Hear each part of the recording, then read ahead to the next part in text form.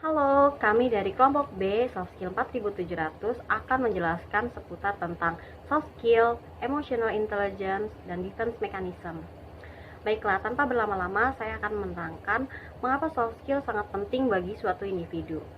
Karena manusia merupakan makhluk sosial yang dimana dalam memenuhi kebutuhan hidupnya, mereka membutuhkan soft skill sebagai bentuk menemukan jati diri yang lebih baik, untuk peka terhadap lingkungan sekitar, dan memahami kemampuan yang dimiliki oleh diri sendiri. Dengan kata lain, soft skill sebagai kunci dalam hidup yang lebih baik untuk meningkatkan kualitas masing-masing individu. Tanpa soft skill mungkin akan terjadi ketidakseimbangan antara interaksi yang dijalani sehari-hari, baik dalam dunia kerja maupun dalam lingkungan sekitar. Karena soft skill merupakan peranan penting dalam hidup bermasyarakat dan dalam berorganisasi. Emotional intelligence adalah kemampuan seseorang untuk menggunakan, memberikan respon, dan memahami emosi, baik emosi orang lain maupun emosi diri sendiri, yang juga bertujuan meningkatkan kesehatan fisik dan mental. Seseorang dengan kemampuan emotional intelligence yang baik mampu mengontrol emosi saat marah, peka terhadap perasaan orang lain, penuh perhatian, dan peduli terhadap sesama. Terdapat 5 komponen terkait emotional intelligence. Yang pertama adalah self-awareness. Self-awareness adalah kemampuan untuk dapat memahami dan mengetahui emosi seseorang, serta memahami efek dan tujuan dari emosi tersebut. Berikut adalah role play contoh self-awareness. Ya ampun, banyak banget nyambut jerawat. Kayaknya mau datang bulan deh. Duh, pantesan aja tadi aku juga emosian hari ini. Aduh, banyak banget sih hal-hal yang bikin aku bete hari ini. Pantesan aja hari ini aku bad mood untuk melakukan semua sesuatu. Komponen yang kedua adalah self-regulation. Self-regulation adalah kemampuan untuk mengontrol emosi dalam diri sendiri pada waktu yang sesuai dengan situasinya.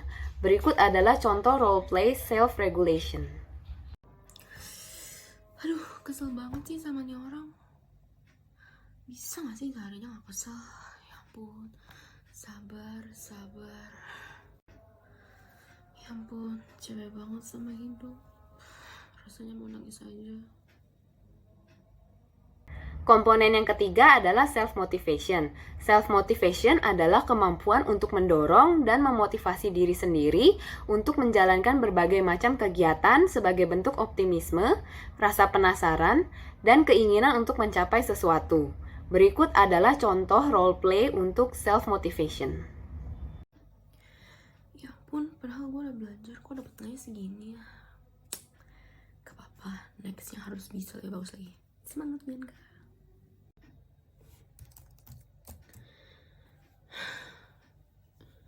Ya ampun, capek banget kerja sampai belajar. Gak apa-apa, demi masa depan yang cerah. Semangat Bianca. Komponen yang keempat adalah social skill. Social skill adalah kemampuan yang dimiliki seseorang untuk melakukan suatu interaksi dengan sesama dan bagaimana cara mengendalikan interaksi tersebut agar berjalan baik dengan cara memahami lawan bicaranya. Berikut adalah contoh role play social skill. Halo, sorry, boleh kenalan nggak? Nama kamu siapa? Boleh, saya Tiffany. Kalian tau nggak TikTok yang lagi viral ini? Nggak tahu sih, tapi kayaknya aku pernah lihat deh ini. TikTok apa sih? Komponen yang kelima adalah empathy. Empathy adalah memahami emosi orang lain dan menggunakan kemampuan ini untuk merespon orang lain berdasarkan tingkat emosional. Berikut contoh role play empathy. Finally, aku bisa lagi berbahas corona ini. Wow, I'm so happy for you. Congrats. I had a bad news. Kuda-kudaku mati. Oh my god, I know what you feel. Yang sabar ya. Semoga dia tenang di sana. Selanjutnya, saya akan menjelaskan mengenai teori defense mechanism. Defense mechanism adalah suatu cara kerja atau mekanisme pertahanan pikiran seseorang untuk mencegah gagasan atau ide yang tidak diinginkan masuk ke alam sadar kita. Ada 3 sistem pokok yang membentuk kepribadian dalam teori psikoanalisis, yaitu ID, ego, dan superego. Berikut ini adalah 8 mekanisme pertahanan diri yang paling sering digunakan. Yang pertama adalah represi. Represi merupakan suatu upaya untuk meredam suatu keinginan atau perasaan yang dibenci oleh seseorang tersebut. Berikut adalah contoh dari roleplay represi. Gue sebel banget dengan lihat si Adit, banyak banget kayaknya norak lagi. Halo Git, Hai Adit, dari mana? dari sana main. Oh gitu. Yang kedua adalah reaction information, yaitu ketika seseorang mengubah perasaan atau perilakunya menjadi sebaliknya. Berikut adalah contoh roleplay dari reaction information. Wah, enak banget. Wih, apaan lu? Nggak ada, gue minum air putih. Lo dari mana? Masa nih miras?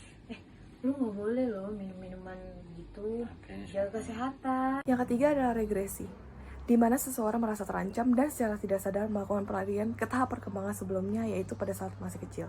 Berikut adalah contoh roleplay dari regresi. Git, ada klien baru nih. Tolong kasih sama karyawan. Karyawan yang mana pak? Yang baru itu. Oh nggak apa-apa pak, biarin saya aja yang ngerjain ya pak ya. Soalnya kan saya bisa handle. Ayo udah. Oke pak.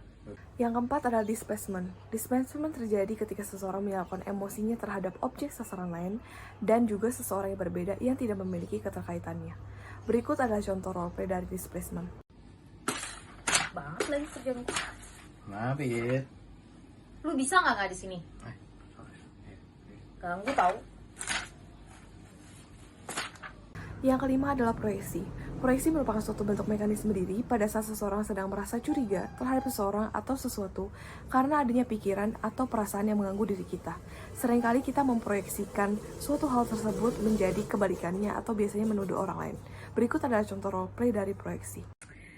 Aduh, ganteng banget sih. Cie, lu scroll IG-nya dia, profilnya. Enggak, orang dia yang suka sama gua. Masa? Iya, kemarin dia ngejar-ngejar gua malah. Yang keenam adalah sublimasi. Sublimasi merupakan suatu bentuk mekanisme pertahanan diri dengan menyalurkan hal-hal negatif menjadi hal-hal yang positif yang dapat bermanfaat bagi dirinya dan dapat diterima oleh orang lain. Berikut adalah contoh roleplay dari sublimasi. Apaan sih? Orang lu juga batu. Ngeyel banget kasih tahu. Ya udah lu mending gak usah di sini deh. Udah. Daripada aku pusing, mending gua denger musik. Yang ketujuh adalah rasionalisasi. Rasionalisasi ini dilakukan seseorang untuk melindungi harga dirinya dan membenarkan diri sendiri yang ditolak. Berikut adalah contoh roleplay dari rasionalisasi.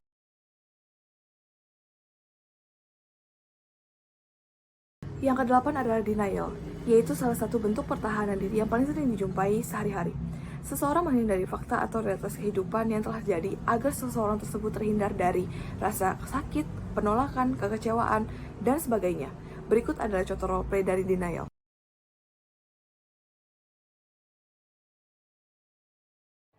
Nah, dari penerangan di atas bisa disimpulkan bahwa emotional intelligence sangat penting bagi seseorang untuk mengatur tingkat emosi, untuk memahami karakter diri sendiri dan karakter orang lain.